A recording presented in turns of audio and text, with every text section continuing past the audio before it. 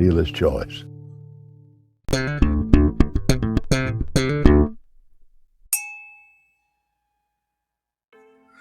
Hello and welcome to another whiskey review with me, the Whiskey Novice, or should it possibly be Konnichiwa, because we are back in Japan.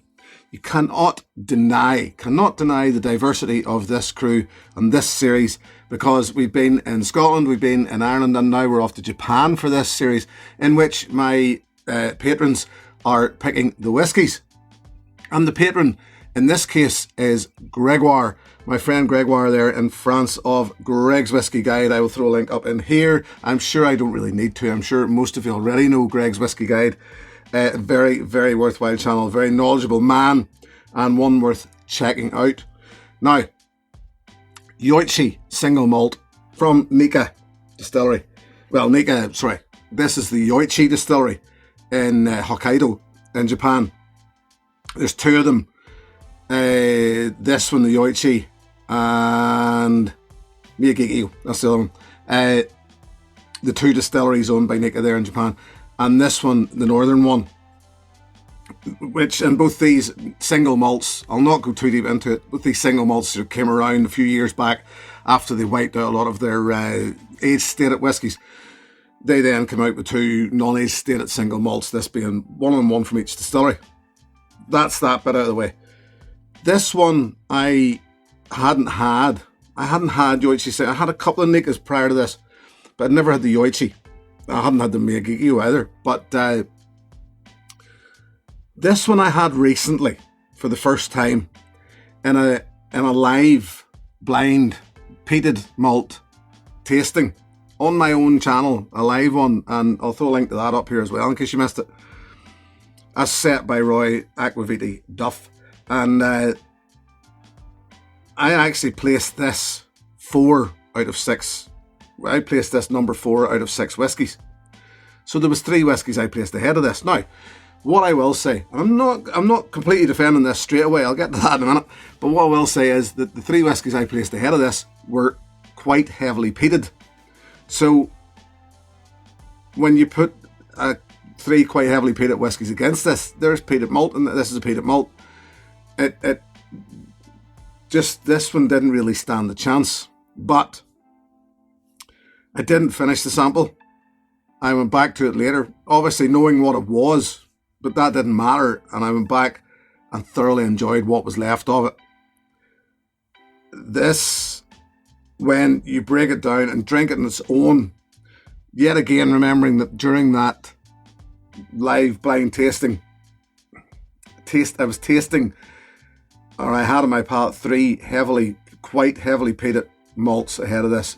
And I don't care what anybody says, when you're putting heavily peated malt and trying to find a whiskey like this, which is quite delicate in there, it's very difficult to taste anything.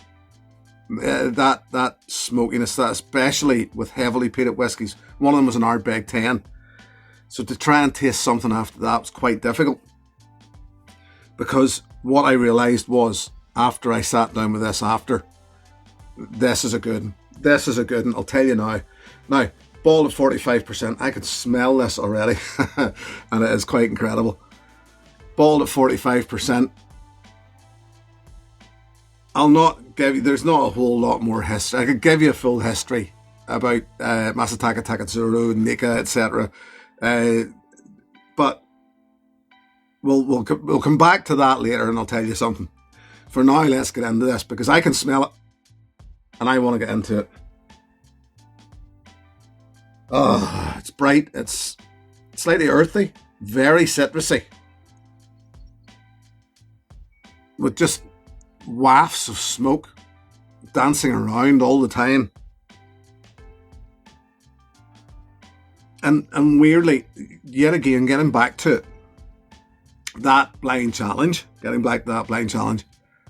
this is smokier than I remember.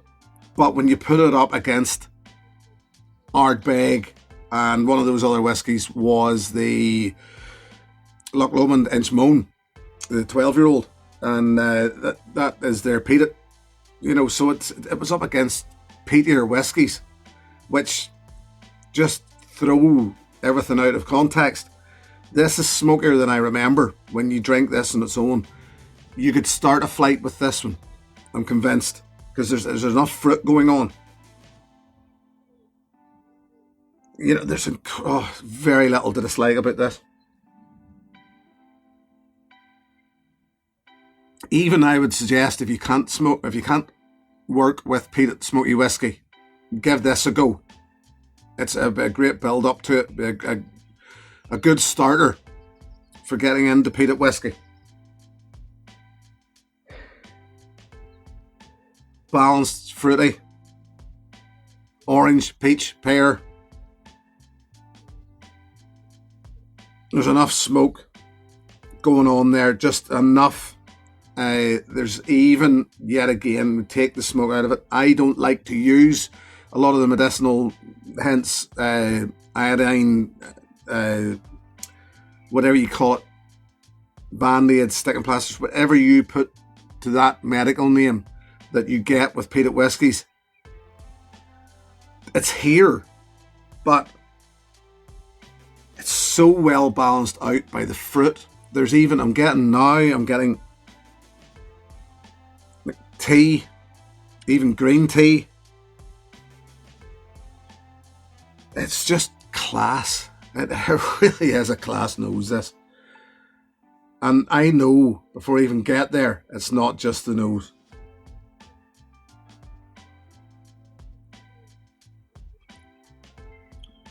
Lovely, huge, full-bodied, sweet and sour arrival. Leaning toward the sweet.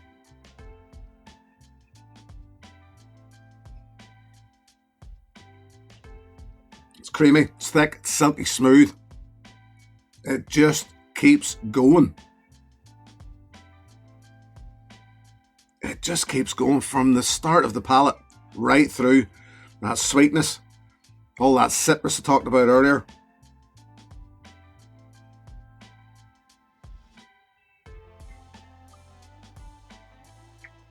Bright, zesty, herbal. I think the easiest way for me to explain this is I've went to town on this bottle. I find it very, very hard to look past this in the cabinet now. And I don't want to put it to the back because it's too good. That smokiness starting to come through now. Orange, peach, pear once again. The palate even brings out those medicinal notes, but it brings them out even more. But I think the freshness of the fruit, the cleanliness of the whole whiskey in general is so good. As somebody who likes peated whiskey, I don't find that smokiness or the peated thing in this anyway offensive. But then I do like peated whiskey, but I would still suggest, if you get the opportunity, try it.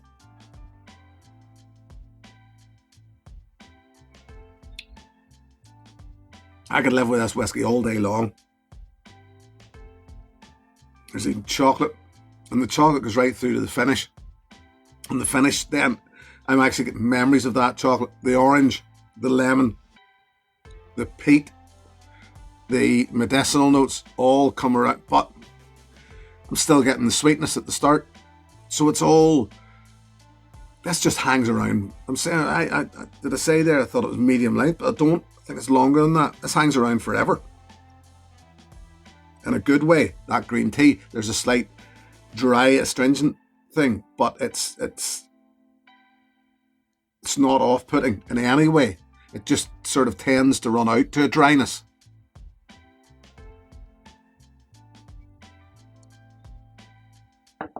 Utter class. If I had one thing to complain about with this whiskey, it is expensive. Here in the UK, this is £75 a bottle. In Japan, I think whenever you translate the money over, I think it would work out about £30 a bottle, which makes sense. It's exported stuff. So it's, and Japanese whiskey is getting harder to come by. So at £75, it is expensive. Would I spend it again? Would I pay that money again for it? Yes, all day long. 100% I will spend that. When this is done, I'll buy another bottle, because this is class, in my opinion. Added a little drop of water there. Slightly sweeter. It's a bit a hint of a mintiness of it now, and zesty. Still, it doesn't change an awful lot. Honestly, at 45%, I would just drink it neat.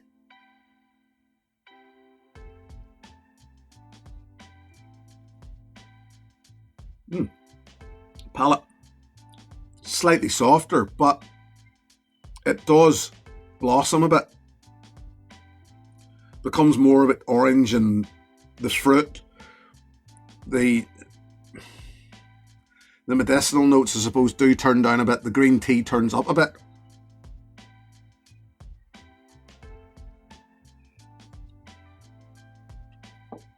Palate, finish, sorry, still that same as earlier, long-ish. But it's the cleanliness of this. It's so clean. It doesn't leave you any regrets.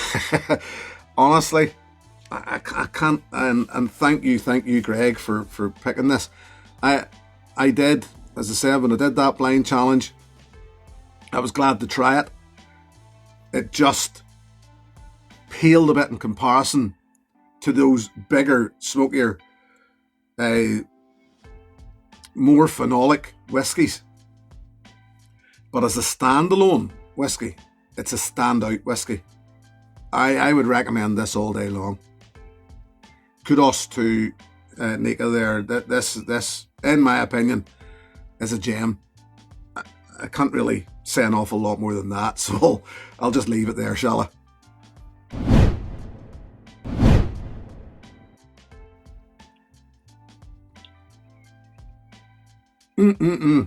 Yep, it is a peach in more ways than one. So what would I recommend?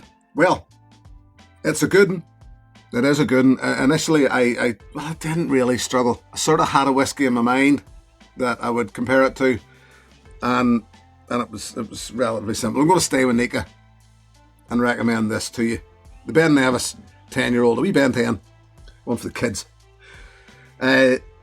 This one, I sort of fell in love with Ben Nevis recently. I was late to the party for Ben Nevis, and after a few samples very kindly given to me, I very quickly fell in love with Ben Nevis and what Nika were doing there. Very, very palatable again. You can almost taste that in it. You can taste that Ben Nevis thing in the Yoichi. It's that same nice, subtle, zesty fruitiness. So, yet again, getting a little harder to get hold of now, the Ben Nevis. There's a few independent bottlings of it out there, and I would recommend any of them, because I've had 2 or 3 of them, and they were all good. So I wouldn't count any of them out. So yeah, it was a simple one in the end for me. If you've tried Yoichi and you enjoyed it, or I would even go as far as to say nearly any Nika enjoyed it, give Ben Nevis a go. And almost any Ben Nevis, I would suggest. In this case, I'm going to say the 10-year-old. So that is that. I did say something earlier on. I can't even remember where I was lining up to at the time. I'm sure if you want to rewind it. But what I'm going to tell you is, if Japanese whiskey, I haven't shared the love in a long time. Those who've been around a while know what I'm talking about. If Japanese whiskey is your sort of thing, this, yet again, Japanese whiskey sort of come to the fore a bit again recently. And if you enjoy your Japanese whiskey and you want to know more, and even just if you're into that sort of thing, or even if you're not, but just want to learn a bit more about Japanese whiskey, I'm going to recommend a channel to you that you should watch. You really should. And it's Kampai Planet. Mac there at Kampai Planet. Link up here. Definitely check Mac's channel out. Absolute top-notch top drawer quality reviews, and mostly Japanese whiskies or other spirits, but you know, they're just absolute top-notch quality reviews. So check Mac out and see what he's saying over there. I can't say enough about this Yoichi Single Malt. It feels even like, yet again, I think it's my love for Springbank.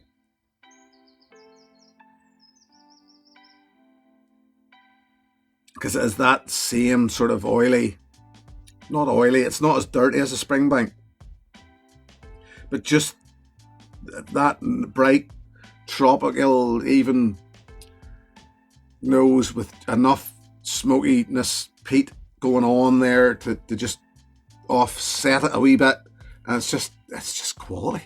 It really is. That being said, it's more expensive than most Springbanks, but at least you can buy it.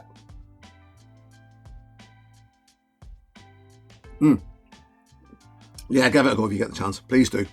I'm going to leave it at that. Say thank you very much for joining me. Thank you very much to my patrons. Because of the patrons that this series happens. This dealer's choice. Patrons get the choice of what they would like me to try. It was, as I said earlier on, Greg's Whiskey Guide, who picked this one, and I was very glad he did. So thank you to my patrons. If you wish to join that group, the details are in the video description below. Till the next time, my friends, here's to your good health. Cheers! Hey, thanks for watching my video. Please click and subscribe to be notified of further content.